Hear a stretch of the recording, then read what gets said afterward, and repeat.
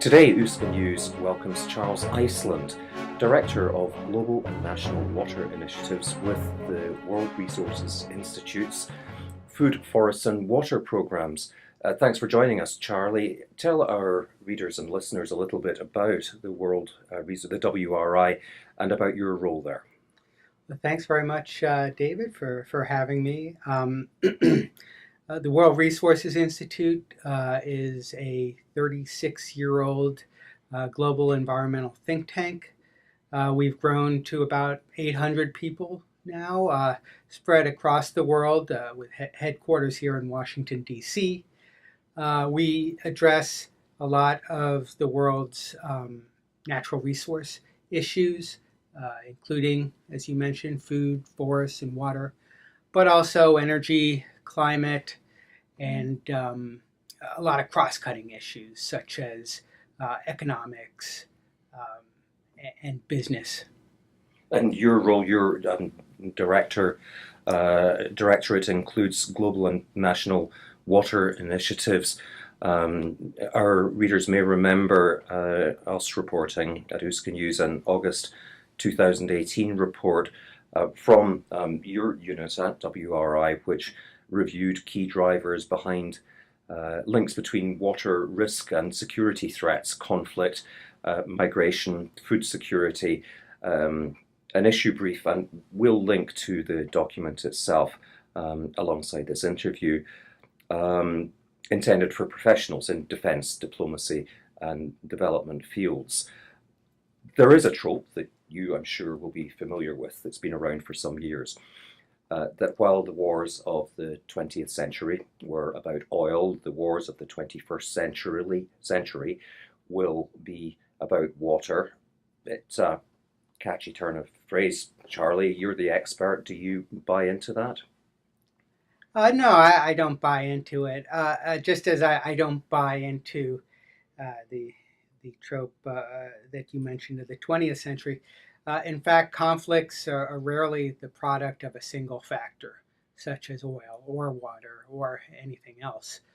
But we do see water as a driver, increasingly, of a lot of conflicts we're seeing around the world, as well as a driver behind destabilizing migration, which is a growing concern. Well, a quote from your issue brief, a wide range of water-related risks undermine human well-being and can contribute to political instability, violent conflict, human displacement and migration, acute food insecurity, which in turn can undermine national, regional and even global security. Those are tough words. Yes, and water does play its role. We've seen water as a contributor to perhaps the timing and the severity of the Syrian civil war. As you know, in the 5 years leading up to that civil war, which began in 2011, Syria saw its worst drought in its history, at least since they've been keeping records. We've seen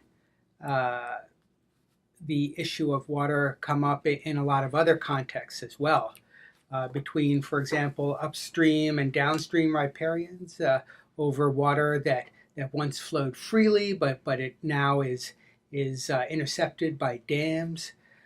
We see it in the context of the African Sahel and the ability of local farmers and herders to eke out a living off of the land, which is a pretty dry area. And increasingly, there's less water, and at least less water to go around. More people and more demand for that water. Okay, so let's buy that Syria was a water war. Where is the next one? Is it downstream Tigris and Euphrates basins? Is it Egypt's unhappiness with Ethiopia? What's your feeling if I twist your arm to be more specific?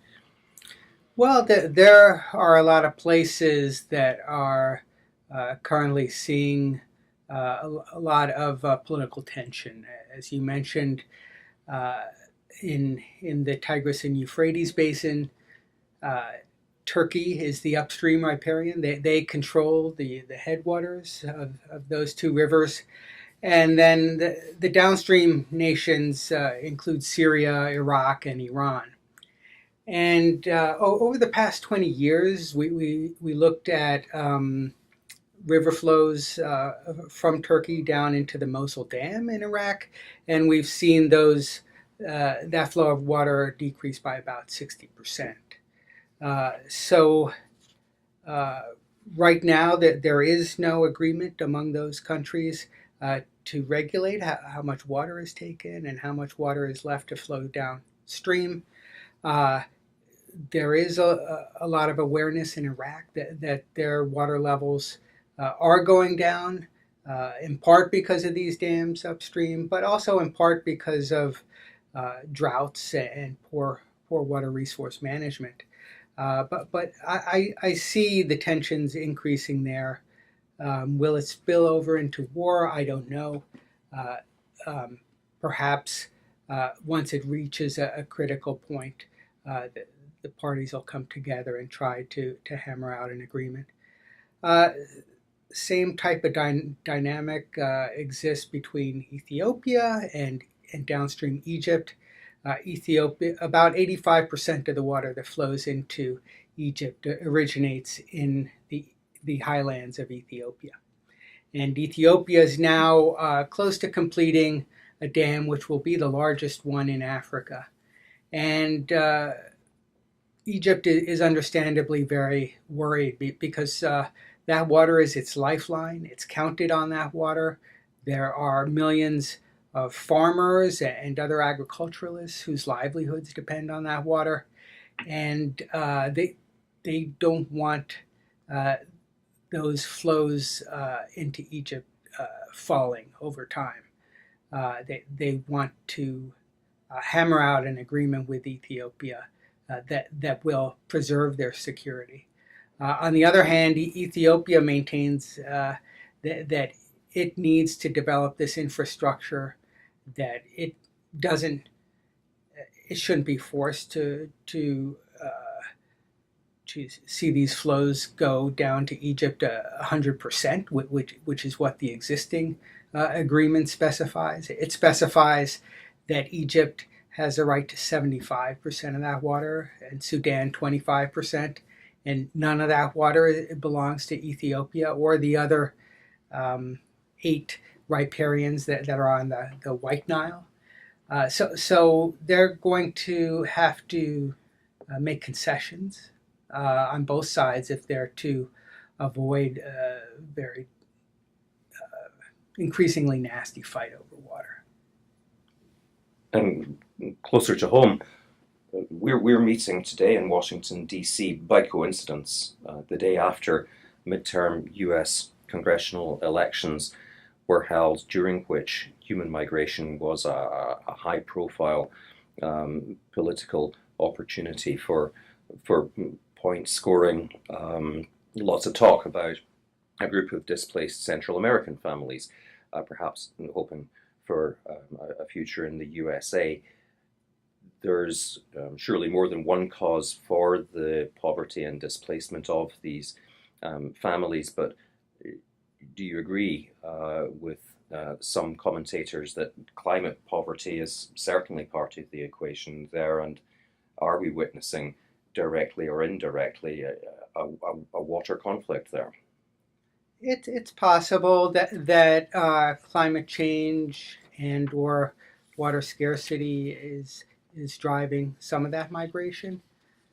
It's, as I mentioned before, hard to disentangle that driver with other drivers such as increasing violence and drug trade and other types of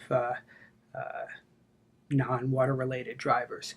But looking back in my mind at this region over the past 10 years and the amounts of floods and droughts that it's experienced, the increasing water pressures there, it wouldn't surprise me that water is behind some of that. caravan. On the other hand, it hasn't been researched well. We haven't, we as experts in this field have not taken a good look at that issue as a driver. And that's definitely something that we need to follow up with because it's upending our own politics here in the United States. So our own self-interest requires we look at that. And the interests of the Latin American migrants, of course. We have to find ways for them to continue to earn livelihoods and to live in a decent state in their countries. Coming back to a broader focus, I understand that you were involved, your directorate in WRI presented to the United Nations Security Council recently about water security and how it relates to global security. Great that you got that. Audience, can you tell our readers and listeners a little bit more about what was behind this meeting? Yes, well, the government of the Netherlands pushed for a meeting during 2018, which is a year that they have a temporary seat on the UN Security Council. They wanted the Security Council to take up the issue of water and security. And we got a very nice opportunity with a number of other security members concurring that this was an issue that was ripe for the Security Council to address. We presented a very early version of a tool that we're developing, which will serve as an early warning system for possible water-related conflict and migration. It is a work in progress, which we are scheduled to complete at the end of 2019. But in a nutshell, we presented the tool, we explained what it does and how the Security Council members can use it to remain apprised of water-related security risks worldwide. The value of having early warning, which would enable the Security Council to address problems early, to nip problems in the bud. And the reception by the Security Council members and several dozen other members who were in attendance was very positive. Most members, apart from Russia and the United States, agreed that this was an issue that they were concerned about. Quite a few of the members agreed that an early warning system of this type was needed to keep the Security Council updated. There was a lot of agreement that the UN in general needs to have a way to systematically address this problem. So I was very heartened by the reception. And indeed, returning to your issue brief paper, you argue that solutions include diplomatic, economic, and management approaches, but reading, it is vital for local, national, and international leaders to take decisive action before crises erupt, while conditions still permit us to act. Do you detect that international institutions, you mentioned that Russia and the US didn't sound terribly interested, but do you detect that international institutions, including the UN, are receptive to the case about key linkages between water security and global security?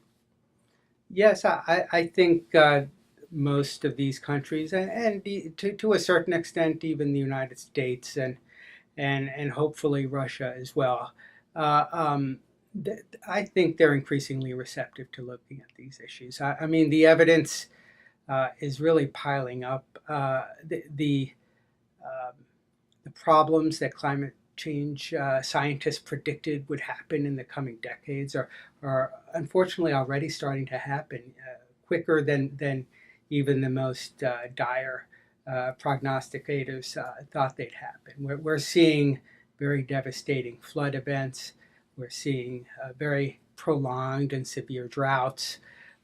We're seeing the problem of sea level rise and increasing water scarcity happening. These have a number of drivers. One is climate change. Another is population growth. Third is increasing economic prospects for people living in developing countries like China and India. Each person in these countries, as they get wealthier, is demanding more and more goods and services, and hence they're demanding more water per capita. So, I think the time is ripe. I think most countries also would agree with that. So we haven't run out of time yet. We're not going to hell in a handbasket. I mean, finishing with asking you for your view. Are you optimistic about where we're going and recognizing this risk in soon enough, or are you a pessimist?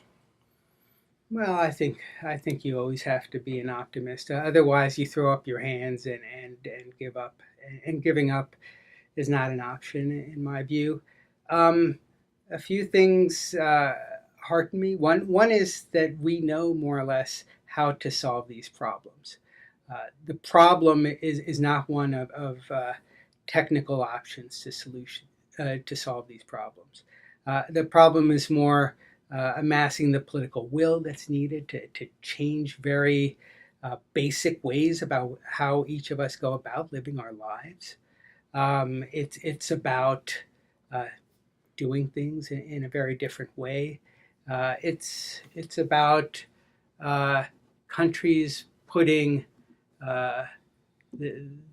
the entire global community's interests first, and individual people's interests behind the global the global group's interests. So I think there are lots of things we can do to reduce these risks. I remain positive. Charlie Iceland, thank you very much for joining us. Oh, pleasure. Thank you, David.